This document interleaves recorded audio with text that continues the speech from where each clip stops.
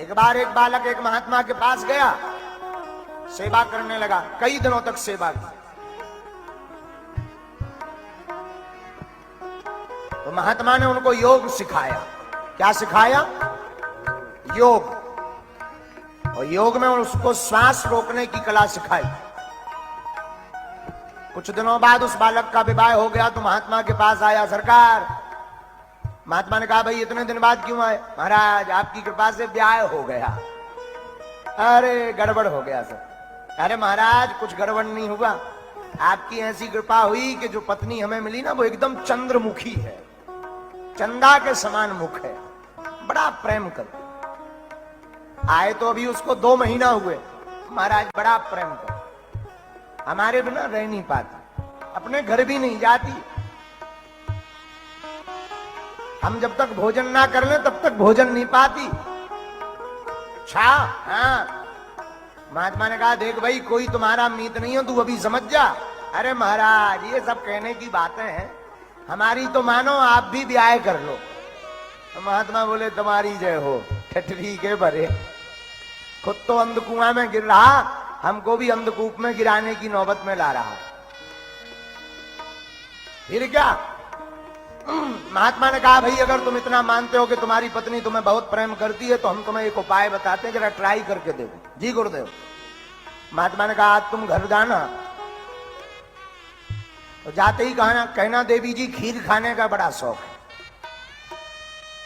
और जब खीर बनावे तो तुम अपने मकान की जो लकड़ी है उस लकड़ी के ऊपर उल्टा टंग करके श्वास रोक लेना, फिर देखना मजा।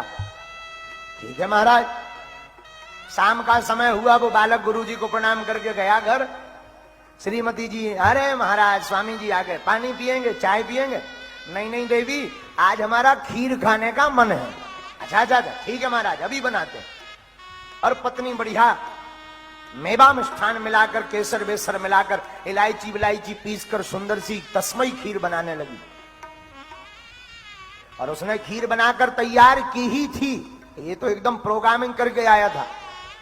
इसने ऊपर की लकड़ी देखी और उसमें अपने दोनों पैर फंसाए और लटक गया उल्टा। पत्नी को लगा कुछ काम कर रहे होंगे, खप्पर ठीक कर रहे होंगे, छप्पर छा रहे होंगे, लेकिन इसने तो श्वास रोक ली। और श्वास रोकी तो पत्नी ने देखा 10 मिनट हो गए, 15 मिनट हो गए, अभी तक इनका कुछ हुआ डुआ नहीं नजर आ रहा, लटके पड़े हैं चूहों की भांति।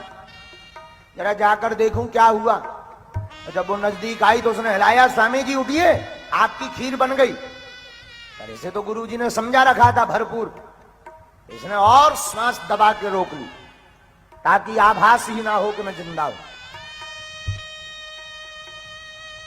पत्नी ने जब नाक के पास हाथ लगाकर देखा, हार्ट बीट देखी, सब बंद।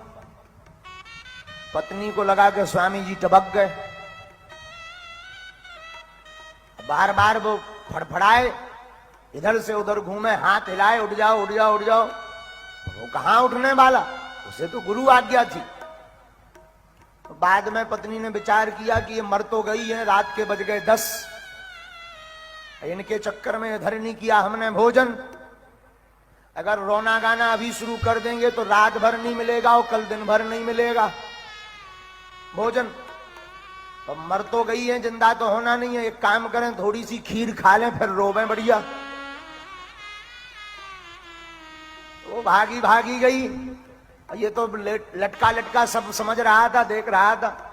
भागी भागी गई, उस रड़वाल ने एक कटोरा खीर मसक दी और खीर वीर खा के मुंह पहुंचकर जहां वो टन्न भई, अब उसने सोचा कि अब प्रोग्राम चालू किया जाए। तो लंबा घूंघट डाला और जो आदत होती, अरे दद्दारे मर गओ मर गओ मर गओ, तो रोना धोना बंद हुआ।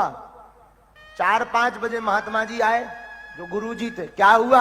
अरे गुरुजी आप आ गए और देखो तो ये ऐसा हो गया। फिर रोना धोना थोड़ी देर के लिए एम्पलीफायरम स्टार्ट हुआ, फिर बंद हुआ। गुरुजी ने थोड़ा आंख कान नीचे और थोड़ा हाथ बात ऐसे वैसे किए, बोले देखो मर तो ये गया है, पर एक कटोरे में दूध लाओ। भागा भागा एक दूध लाया, शायद चमत्कार हो जाए। हाँ भाई, इसके ऊपर से सिर से 7 बार दूध का उतारा तो दूध पिएगा वो मर जाएगा। किसी ने कहा कि बेटे का बाप बूढ़ा हो गया, इसको पिलाओ। तो कहा कि भाई तू पी। तो बाप ने कहा देखो भाई मेरे 4 6 8 साल बचे हैं, जिंदा रह लेने दो, ये तो मर ही गया है, गारंटी थोड़ी है, साधुओं का काम है कि ये जिंदा हो जाए, कहीं दोनों मर गए फिर। कहा कि अब मां को पिलाया जाए। तो मां ने कहा कि अगर मैं तो पी लेती, मुझे कोई दिक्कत नहीं है, पर मेरे पति जिंदा हैं, इनको रोटी कौन बनाएगा, मुझे रोटी बनानी है। अंत में सबने कहा कि एक काम करो, इसकी पत्नी को पिलाओ। तो पत्नी ने कहा कि मैं तो नहीं पीने वाली, ये जिंदा हो चाहे ना हो। किसी ने कहा क्यों? बोले ये चलेगा, मैं दूसरा ब्याह कर लूंगी, मुझे कौन सी दिक्कत है, पर मैं पीने वाली तो नहीं हूं। तो महात्मा बोले फिर किसको पिलाएं? गांव वाले बोले आपसे अच्छा कौन? महात्मा बोले मतलब? गांव वाले चरणों में गिर गए। संतों का तो जीवन ही उपकार के लिए होता है। अब तो लंबे लंबे उदाहरण, संत तो दूसरों के लिए ही जीते, इनकी जिंदगी तो अद्भुत होती। आपके जैसा महापुरुष तो होना ही नहीं है, आप तो त्यागी पुरुष हैं। बचपन में ही आपने तपस्या ले ली, साधना ले ली। अब आप अगर ये दूध पी लेंगे तो इनका घर बस जाएगा, जन्म जन्म तक संतों की महिमा बढ़ जाएगी। महात्मा बोले ठटरी के बरे हरो, हम ही तुम्हें मिले। फिर तो व्यक्तियों के उपदेश बहुत अच्छे निकलते। महाराज आप तो साक्षात ईश्वर हो, भगवान हो। घर वाले चरण पकड़, महाराज लाज रख दो एक बार। महात्मा जी बोले अच्छा तो पीऊं? आप पियो। महात्मा जी अब उन्हें तो पता ही था कुछ होना ही नहीं है, ये तो पहले से ही प्रोग्राम फिक्स था। बोले जरा चीनी और गहरी डालो। घर वाले भी इतने बड़े डब्बे उठा लाए, कितनी पियोगे चीनी? दूध भर पी लो। महात्मा जी बोले नहीं थोड़ी। अरे नहीं केसर भी लाओ। गांव वाले बोले बिना केसर का मत पिलाओ।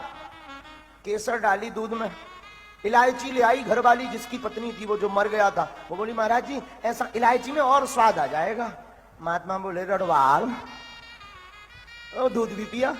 अब महात्मा ने दूध लिया, गटर गटर गटर गटर महात्मा ने पिया, एक थपकी मारी, हाँ भाई चेला खड़ा हो जा।